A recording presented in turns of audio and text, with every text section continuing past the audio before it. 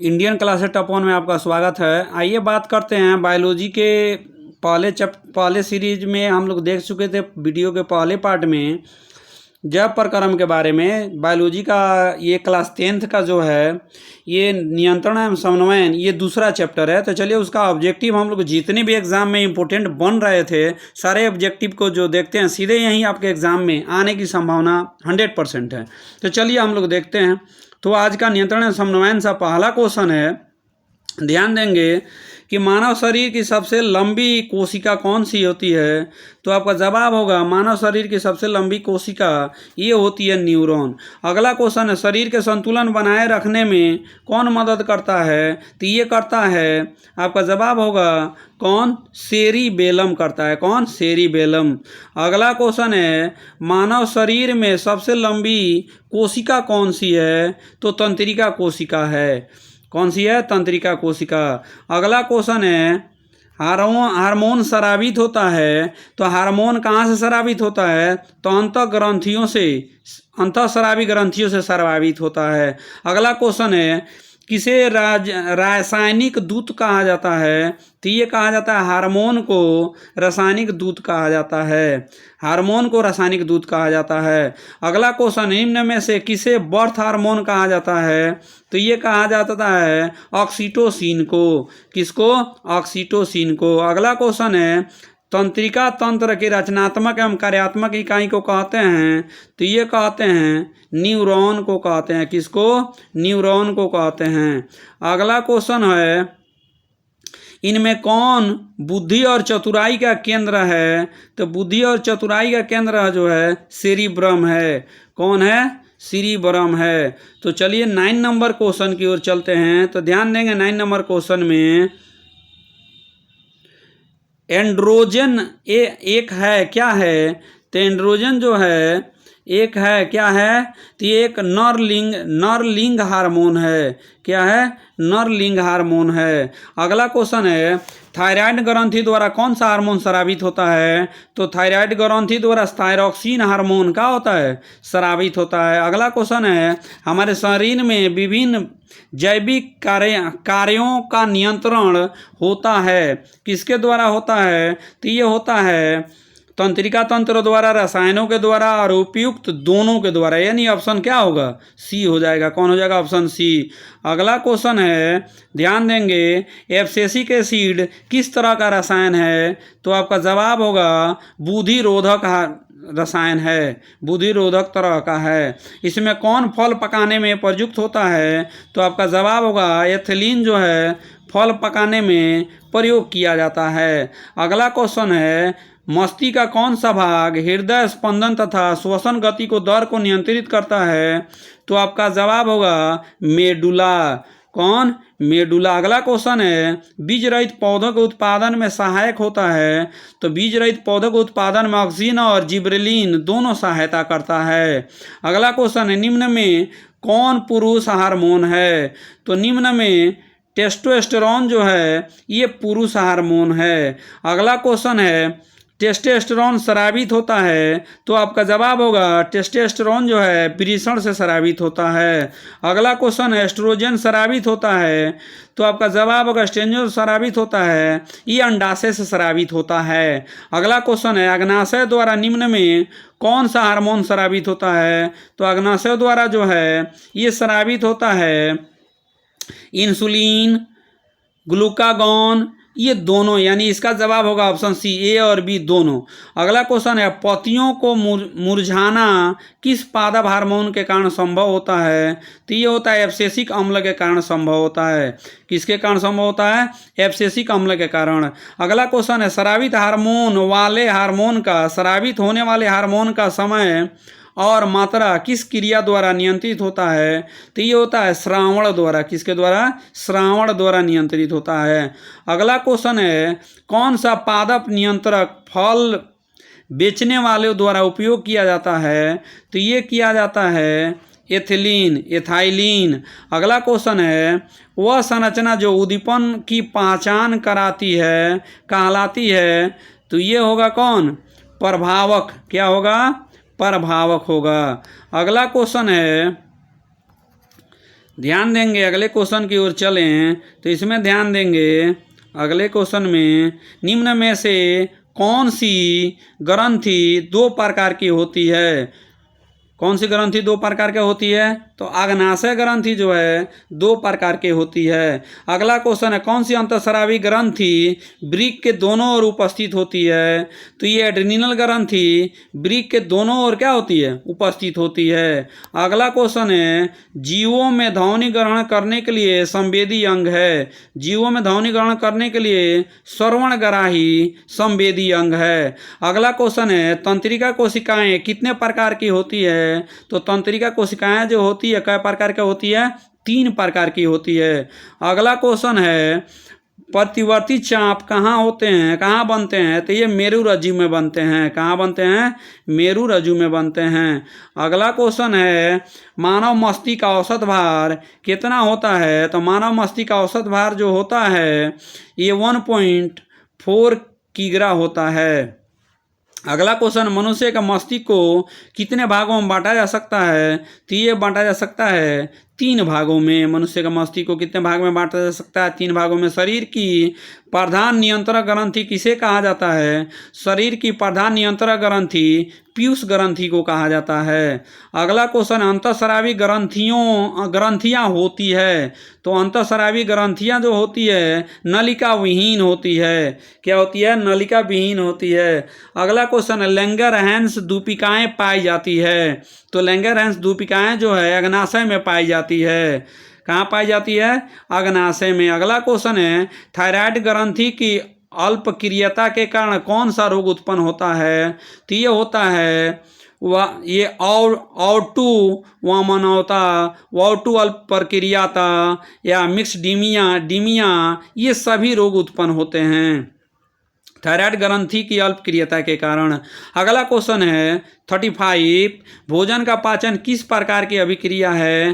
तो भोजन का पाचन जो है उपचयन अभिक्रिया है। अगला क्वेश्चन ध्यान देंगे 36 मादा जनन हार्मोन कौन से होते हैं? तो मादा जनन हार्मोन जो है प्रोजेस्टेरॉन, एस्ट्रोजन और एस्ट्रेडियाल ये तीनों जो होते हैं सब ये मादा जनन हार्मोन होते हैं। अगला क्वेश्चन है अंडाशय द्वारा स्रावित हार्मोन है। तो अंडाशय द्वारा स्रावित हार्मोन जो है एस्ट्रोजन है, प्रोजेस्टेरॉन है और रिलैक्सिन है। एस्ट्रोजन, प्रोजेस्टेरॉन और रिलैक्सिन ये अंडाशय द्वारा स्रावित हार्मोन है। तो इसका जवाब होगा सभी। अगला क्वेश्चन है वृक्क के ऊपर स्थित अंतःस्रावी ग्रंथि है। तो वृक्क के ऊपर स्थित अंतःस्रावी जो ग्रंथि है उसे हम लोग कहते हैं अधिविकृत ग्रंथि, अधिवृक्क ग्रंथि। क्या कहते हैं? अधिवृक्क ग्रंथि। पौधों में वाष्पोत्सर्जन किस भाग में होता है? तो पौधों में वाष्पोत्सर्जन जो होता है पत्तियों के द्वारा होता है। पत्तियों में स्टोमाटा पाया जाता है, उसी स्टोमाटा के द्वारा वाष्पोत्सर्जन होता है। अगला क्वेश्चन है ध्यान देंगे हमारे शरीर में ग्राही का क्या कार्य है? तो हमारे शरीर में ग्राही का उद्दीपनों को ग्रहण करना कार्य है। अगला क्वेश्चन की ओर चलें तो ध्यान देंगे 41 में देखेंगे निम्न में से कौन सा पादप हार्मोन है? तो निम्न में से कौन सा पादप हार्मोन है? तो ये आपका साइटोकाइनिन जो है पादप हार्मोन है। अगला क्वेश्चन है मस्तिष्क उत्तरदायी है। तो मस्तिष्क उत्तरदायी है सोचने के लिए भी उत्तरदायी है, हृदय स्पंद के लिए उत्तरदायी है, शरीर के संतुलन बनाने के लिए भी उत्तरदायी है, यानी सभी के लिए क्या है? उत्तरदायी है। अगला क्वेश्चन है मस्तिष्क का कौन सा भाग शरीर को स्थिति तथा संतुलन अनुरक्षण करता है? शरीर का स्थिति संरक्षण करने वाला जो है ये पश्च मस्तिष्क है। कौन है? पश्च मस्तिष्क। अगला क्वेश्चन है मनुष्य में आयोडीन की कमी से कौन सा रोग होता है? तो मनुष्य में आयोडीन की कमी से जो है घेघा रोग होता है। अगला क्वेश्चन है निम्न में से कौन पिट्यूटरी ग्रंथि से निकलने वाला हार्मोन है? तो वृद्धि हार्मोन जो है पिट्यूटरी ग्रंथि से निकलने वाला हार्मोन है। अगला क्वेश्चन है दो तंत्रिकाओं के मध्य खाली स्थान को क्या कहते हैं? दो तंत्र के मध्य खाली स्थान को, दो तंत्रिकाओं के मध्य खाली स्थान को सिनेप्स कहते हैं। क्या कहते हैं? सिनेप्स कहते हैं। अगला क्वेश्चन है हेट्रोक्राइन यानी मास्टर ग्रंथि किस ग्रंथि को कहते हैं? तो ये मास्टर ग्रंथि जो है पिट्यूटरी ग्रंथि यानी पीयूष ग्रंथि को कहते हैं। अगला क्वेश्चन है पौधों को जैविक क्रियाओं के बीच समन्वय स्थापित करने वाले रासायनिक पदार्थ कौन होता है? तो ये पादप हार्मोन होता है। अगला क्वेश्चन है अनुकुंचन गति पौधों में प्रमाणित हो जाती है, कब हो जाती है, किस में हो जाती है? तो छुई मुई के पौधों में हो जाती है। इंसुलिन की कमी से सामान्यतः कौन सा रोग होता है? तो ये चिनिया बीमारी मधुमेह होता है। अगला क्वेश्चन है मनुष्य में चीनी के विघटन में कौन हार्मोन सहायक है? तो यह है इंसुलिन। कौन है? इंसुलिन। अगला क्वेश्चन है रक्त में आयरन की कमी से होने वाला रोग है, कौन है? एनीमिया रोग है। अगला क्वेश्चन है थायरॉक्सिन का स्रावण कहाँ से होता है, यानी थायरॉक्सिन कहाँ से स्रावित होता है? तो ये स्रावित होता है थायराइड ग्रंथि से। अगला क्वेश्चन है स्वपोषी पोषण के लिए आवश्यक है, तो स्वपोषी पोषण के लिए CO2, क्लोरोफिल, सूर्य प्रकाश यानी ये सभी क्या है? आवश्यक है। अगला क्वेश्चन है ध्यान देंगे मानव में डायलिसिस थैली है, तो मानव में डायलिसिस थैली को नेफ्रॉन कहा जाता है। अगला क्वेश्चन है पौधों में नहीं पाया जाता है, तो पौधों में जो है नियंत्रण तंत्र, रासायनिक नियंत्रण, तंत्रिका तंत्र, रासायनिक नियंत्रण और तंत्रिका नियंत्रण यानी ये कौन नहीं पाया जाता है? तो आपका हो जाएगा ये कौन? ए और सी दोनों नहीं पाया जाता है। अगला क्वेश्चन है बाह्य उद्दीपनों के प्रभाव से पौधों में होने वाली गति को क्या कहते हैं? तो उसे कहते हैं अनुवर्तनी गति। क्या कहते हैं? अनुवर्तनी गति कहते हैं। ठीक है, तो चलिए अगले पेज पे चलते हैं। तो अगले पेज पे हम लोग देखते हैं, ध्यान देंगे वह रासायनिक पदार्थ जो तंत्रिका आवेग को एक्सॉन से न्यूरॉन के डेंड्राइट्स में पहुंचाती है, क्या कहलाता है? तो वो कहलाता है एसिटाइल कोलिन। क्या कहलाता है? Acetyl choline. अगला है गैस के रूप में पाया जाने वाला हार्मोन है, तो आपका जवाब होगा एथिलीन जो है गैस के रूप में पाए जाने वाला हार्मोन है। अगला क्वेश्चन है निम्न में कौन पादप हार्मोन नहीं है? तो ऑक्सीटोसिन जो है पादप हार्मोन नहीं है। अगला क्वेश्चन है प्राग नलिका को बीजांड में होने वाली गति प्रदर्शित करती है, तो ये प्रदर्शित करती है रासायनिक अनुवर्तन। अगला क्वेश्चन है बीजांड की ओर प्राग नलिका की वृद्धि के कारण होता है, तो ये होता है कैम्पोट्रेपिज्म। तो ये आपका ऑप्शन बी होगा। अगला क्वेश्चन है कौन से हार्मोन का प्रयोग पत्तियां अधिक समय तक हरी और ताजी बनी रहती है? कौन से हार्मोन के प्रयोग से पत्तियां अधिक समय तक हरी और ताजी बनी रहती है? तो आपका जवाब होगा साइटोकाइनिन के चलते। अगला क्वेश्चन है निम्न में से कौन सी जीर्णता को रोकता है एवं क्लोरोफिल को काफ़ी समय तक नष्ट नहीं होने देता है? तो आपका जवाब होगा साइटोकाइनिन। अगला क्वेश्चन है सभी जंतुओं में तंत्रिकीय नियंत्रण एवं समन्वयन के लिए प्रयुक्त रचनाओं की इकाई क्या कहलाती है? तो ये कहलाती है न्यूरॉन। क्या कहलाती है? न्यूरॉन।